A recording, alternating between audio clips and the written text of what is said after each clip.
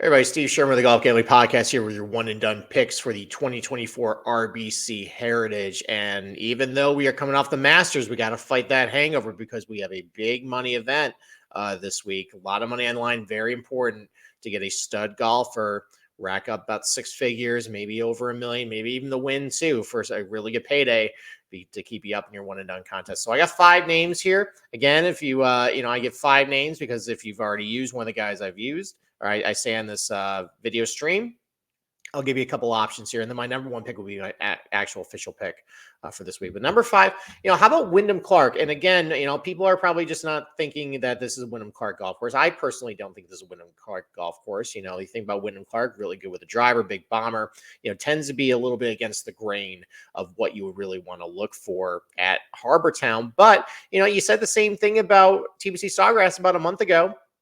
And he finished second there. Probably should have won the tournament. You probably can say the same thing about Pebble Beach.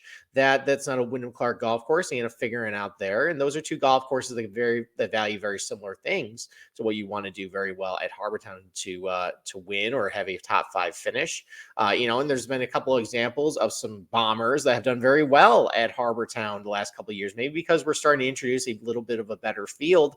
Maybe that prototypical accurate shorter guy isn't necessarily what you want anymore, or maybe preferred or have an edge at Harbor Town. For example, last couple of years, Cam Young has done very well at Harbor Town. Dustin Johnson was 54-hole leader a couple of years ago. Even Bryson, right at the pandemic, he was 5th. I think 5th or 6th here that year. So bombers can get it done.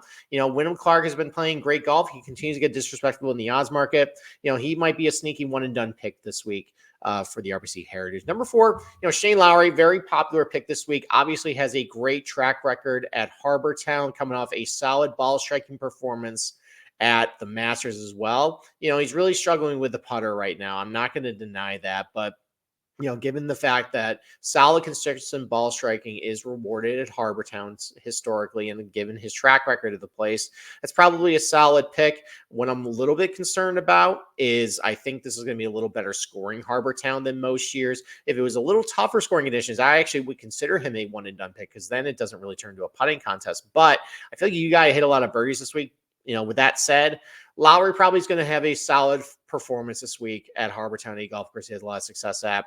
He's probably a fine pick for one and done, even though maybe his ceiling is capped a little bit. Number 3, Patrick Cantlay. Obviously, really good course history at Harbor Town. Probably should have won this tournament a couple times. I was on a ticket on him a couple years ago where he got in the playoff and he ends up plugging in the bunker. That wasn't all that good, but it's been a big struggle for Patrick Cantlay so far this year. Maybe the fact that he's been on the PGA Tour board has been a little bit of a distraction, but he took a month off for the Masters, came back, hit the ball great, gained 6 strokes tee to green, and did what he always does at Augusta. He lost 1 billion strokes putting, and for whatever reason, he can't figure out the greens at Augusta, but he putts very well at Harbor Town.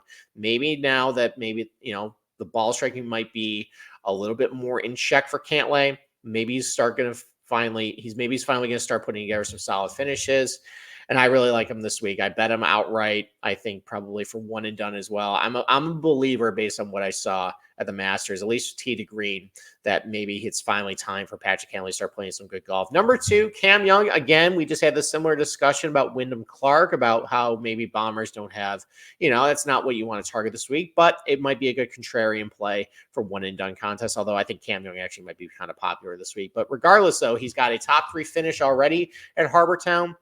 He's done very well in some plotting positional golf courses this year, including Innisbrook. Probably should have won that. Also has putt very well on the overseas of Poa Trivialis. He putt really well in Scottsdale. He putt really well at Innisbrook. So he's comfortable with putting on these surfaces. He has a great track record here, and he's been hitting his irons fantastic, especially between 100 and 200 yards. He's one of the best in the field from that range. So as long as, he's clubbing it down, not a big deal.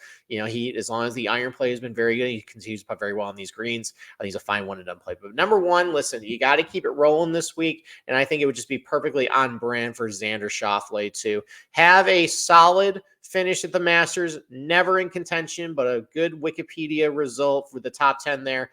Going to Harbor Town, where he's had so much success at this place because he's such a great ball striker, such a great putter, puts really well on these overseeded greens. He's my one and done pick this week. Could I save him for a major championship down the road? Honestly, thinking about the ones coming down the pipe, I don't know if I really want to use him for Valhalla. Pinehurst, maybe. I mean, he's pretty good the U.S. Open, but I think there's other guys I might want to consider there. Open Championship, definitely not. So, you know what? I'm just going to go with Xander this week. I think he's going to, I didn't bet him outright, but because the number was too short, but, I can use for one and done, kind of like I did last week, Scotty Scheffler, and maybe that'll benefit me for my one and done contest. So thank you for watching. Make sure you subscribe to our YouTube channel. We give you free content every single week.